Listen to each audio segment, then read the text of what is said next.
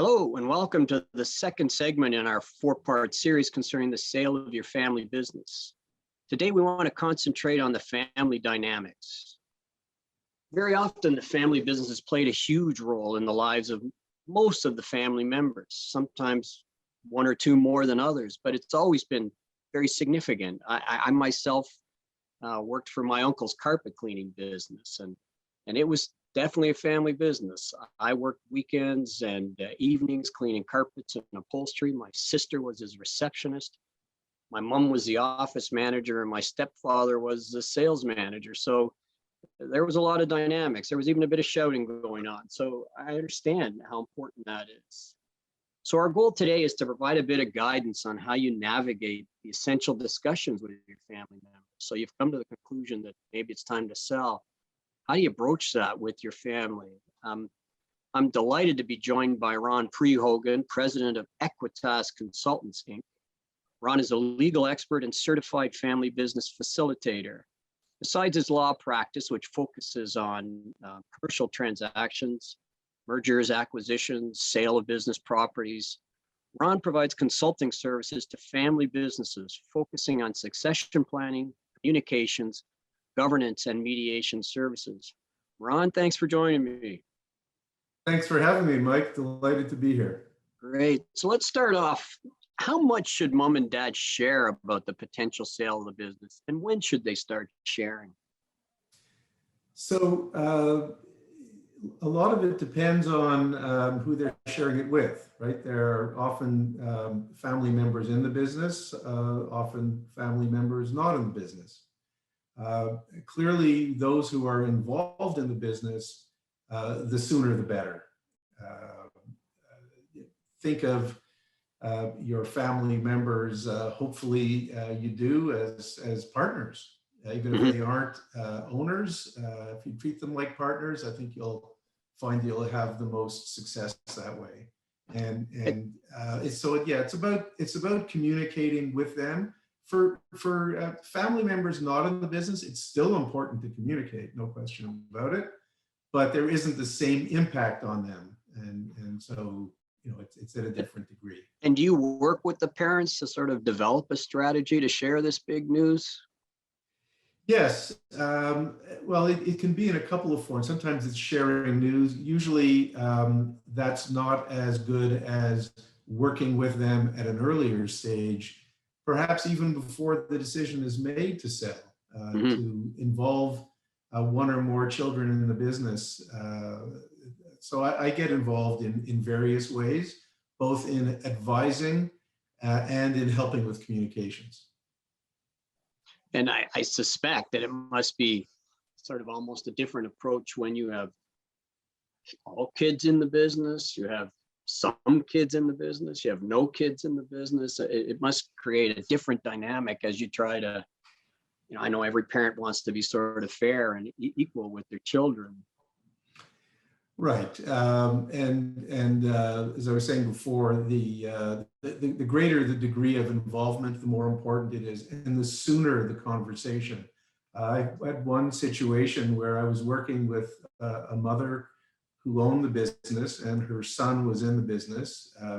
She was, getting towards retirement years. She needed the business to fund her retirement, and her son was a young whippersnapper, thought he knew better, as young ones tend to think. That's a very common situation, by the way, where they'll look at mom or dad's way of doing business and they think they've got a better way, and perhaps they do. So I helped them over the course, literally, of years in conversation, basically to see if the son could convince the mom that he could do it and she wouldn't be jeopardizing her retirement by turning it over to him. After a couple of years of it, I guess he wasn't successful because she decided to sell. But the good news is that they had the conversation. He was part of the process. He felt respected, and it didn't in any way negatively impact on their relationship. Whereas I think if she would have sort of pulled the plug without his involvement, it would be a very different story. Yeah, definitely. How do you go about determining if mom and dad are going to be able to let go? I mean, I just, recently retired from Welch, and it's still a bit awkward. So I imagine, for your role, and I was one of 15, 20 partners. I can't imagine what it'd be like to be, sort of running something. Do you, kind of walk them through to make sure they're ready to go? Yes, it's often a very important part of my task is to help really put a mirror in front of them as best I can, or if you will, painting a picture, helping paint the picture of what life will be like afterwards. Of course, no one knows until you're in Yeah. it, but having had experience with a number of family business owners over the years, I've seen different things where I could say, well, what about this? And have you thought about that? It's just really a conversation. In a lot of cases, it's fine, especially for people who've got hobbies. Yeah. I find that the biggest problems are the ones where people have built a business from the ground up. They work 24/7. It's really pretty much all they have in their lives. That's the toughest type of case where is what do you do? And it's this feeling of like mortality, getting that sense of mortality, that feeling of no longer being the man or the woman, as the case may be. Yeah. Not having people coming to you for everything. It can be tough. Yep, I agree. And now, is it different, do you find, if they're actually just sort of selling the business to the next generation? Does that change does that allow them to sort of stay involved a little bit, or is that a problem? Yeah, it could definitely create a problem, especially if it's that situation that I was just describing, where there is a real difficulty letting go. If that spills over into the post-sale or post-transition period, it could be a major problem. Mom or dad might feel that the children aren't doing the job they were supposed to do, and so they decide they want to come back in. That can create a problem often. Yeah. Yep. And sort of when the family member who's been making all these decisions gets asked to stay on, and I get it. I realize that there's a business continuity aspect to all of this. Like, you have this insight, we want you around for a while. That must be pretty difficult on a person that's built and run it, and now they're watching somebody else making the big decisions. Yes, and that too is part of the discussions that I have. What I typically say is stay on for transition purposes, but don't overextend your stay. They know how to reach you. They're going to know where to find you. If they have any questions, let them reach out to you. Don't impose yourself on them. Listen, it can be in a lot of cases a very healthy situation. Much like with elders generally, right? Elders have a lot of wisdom that has been accumulated over the years, and isn't it nice for the younger generation to call on that as and when necessary? But that's the key. It's the younger generation calling on it as opposed to the senior generation imposing. Yeah, I can imagine. Now, so I said earlier, like, this is sort of at a crossroads in their life as well. And this is a time probably to reflect on, finance moving forward, succession planning, estate planning, and in a big picture for all the kids or grandkids that may be involved. I presume this is a perfect time to embark on that sort of comprehensive planning. Yeah, for sure. First of all, whenever there is a sale of a business, whether it's a family business or otherwise, it's critically important to have tax advice upfront to assist with the proper structuring of the transaction. So there's no question that tax planning at a very minimum. When you get into estate planning and succession planning, yes, I find that this is usually a very good time to have that conversation with the family to let them know, this is what's happening. This is what your plans are.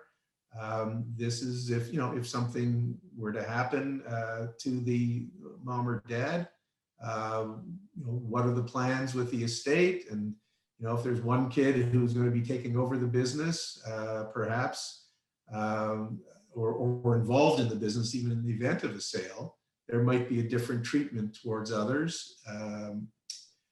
So those can be difficult conversations, but those are also extremely important conversations. The more upfront you are, the more honest and open you are about it, the more successful things will be down the road. And the converse is true as well. Like people, listen, it's human nature for most of us to shy away from difficult and painful, sometimes painful conversations. But this is definitely one of those cases where, it's better to bite the bullet, have the conversation, explain what you're doing, why you're doing it, why you think it's fair, and involving, just like the example I gave before about, the mom and the son. It's involving them. They feel a part of it, so that when there is a death down the road, there are no surprises. It's when there are surprises that the problems arise, family discord, sometimes litigation. It can be very, very ugly. Yeah, I mean, I'm sort of trying to figure that out. I know often with my clients, we talk about not so much their wills, but the tax implications of passing on and all the rest, which automatically brings up their wills, and I get a good look at the will. And sometimes I see they've say maybe taken one or two children out of 5 and said, you're going to be sort of the executors, you're going to manage this affair. Do you find that does that work most times, or does that create a bit of discord? How does that usually play out? Only has a chance of working if there is a ton of communications up front. Okay.